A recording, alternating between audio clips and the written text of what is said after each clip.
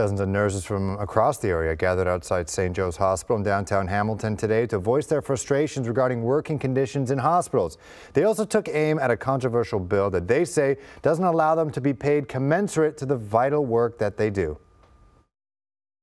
I've survived cancer, I've survived COVID, but I'm not sure I can survive on the 1% pay raise. That's just some of the frustration felt among these frontline healthcare workers. Repeal 124! Repeal 124! Nurses say COVID exposed the weaknesses in Ontario's healthcare system and brought some of them to the edge. Nurses are working out overtime, they're working short, they're burnt out, they're tired. They've given it their all through COVID. I've been working in healthcare for 12 years and I've never seen the morale as low as it is right now. People just, they're tired, they're done. They're done. We had a patient a couple nights ago that was having some respiratory issues.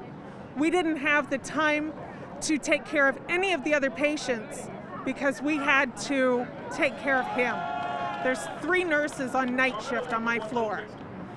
2 of us were taking care of this gentleman, and the other 18 patients on the floor had to be covered by 1 nurse. Every single nurse I've spoken with here say the last 2.5 years have been horrendous, and they're not looking forward to the future either. And the main reason is Bill 124. Bill 124 limits wage increases to 1% a year for the next 3 years for public sector workers. That includes nurses, personal support workers, cleaners, and clerks. Worst nursing crisis in my 38 years of being a nurse.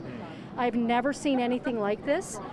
And one of the reasons is because of Bill 124. Why do you think nurses are leaving the profession? And it's not all old nurses retiring. It's young nurses, or they're not coming into the profession, or they get here and they leave. Because the working conditions are not appropriate for what we get paid. I've actually thought about going and working where my son works in a factory. Nurses say they want the bill scrapped and be given a livable wage. We want base 6 figures. We want what we deserve, and it is less than 1% increase. Right out of school, someone should make, I'm going to say, $60,000 at least, because how are they going to pay for that education? While the Ford government stands by the other parties promise to get rid of Bill 124 if they claim victory in next month's election.